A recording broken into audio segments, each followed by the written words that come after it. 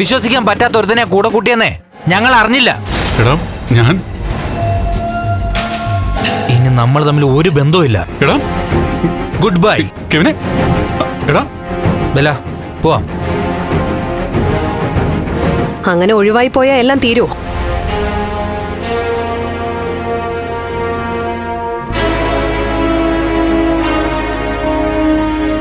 എന്താണ് നിന്റെ ഉദ്ദേശം? ബെല്ല നീ ഒന്നിനെ മനസ്സിലാക്ക്. ഇല്ല, നിന്നെ മനസ്സിലാവുന്നില്ല.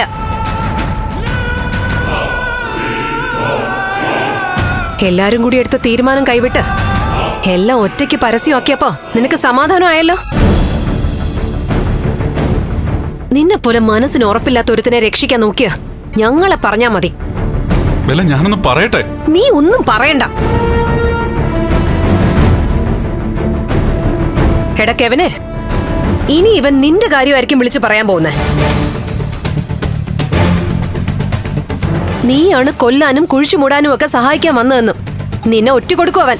അയ്യോ ബെല്ല, അങ്ങനൊന്നും പറയാതെ. എനിക്ക് എന്ത് സംഭവിച്ചാലും നിങ്ങളുടെ പേര് ഞാൻ പറയില്ല. ദേവിയുടെ അച്ഛൻ ആശുപത്രിയിലായത് എന്റെ ഭാഗത്തുനിന്നുണ്ടായൊരു വീഴ്ച കൊണ്ടാ. അതിനെക്കുറിച്ച് ചോദിക്കാൻ ദേവി വന്നു. ഞാനാകെ കുറ്റബോധത്തിലായിപ്പോയി. പിടിച്ചിരിക്കാൻ പറ്റിയില്ല. ഞാൻ എല്ലാം പറഞ്ഞുപോയി. ക്ഷമിക്കുമല്ല. ഇല്ല, വേണ്ട, ഇതിന് മാപ്പില്ല. നോക്ക്, നിനക്ക് വേണ്ടിയാ ഞങ്ങൾ കഷ്ടപ്പെട്ടത്. നീ കൊലപ്പെടുത്തിയ ഋഷിയെ അന്ന് നിനക്ക് വേണ്ടി ഇവനാ കുഴിച്ചു മൂടിയെ. ഞാനാണെങ്കിലോ ജീവിതത്തിൽ 100% സത്യസന്ധനായ എന്റെ പാപ്പനെ കൊണ്ട് കേസ് അന്വേഷണം അവസാനിപ്പിച്ചു. ഇതൊക്കെ എന്തിനു വേണ്ടിയായിരുന്നു?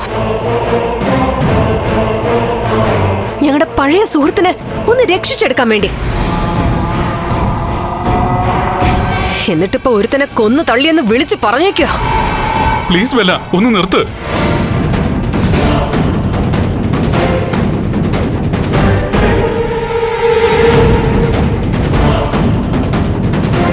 എന്താ ബെല്ലയ്ക്ക് അത്രയും ഫീലുണ്ട്. നോക്ക്, നീ കാരണം ബെല്ല കേട്ട അപവാദങ്ങളെ കുറിച്ച് നിനക്കറിയോ? അന്ന് ആ റിസോർട്ടിൽ മോശമായിട്ടുള്ള ഒന്നും നടന്നില്ല.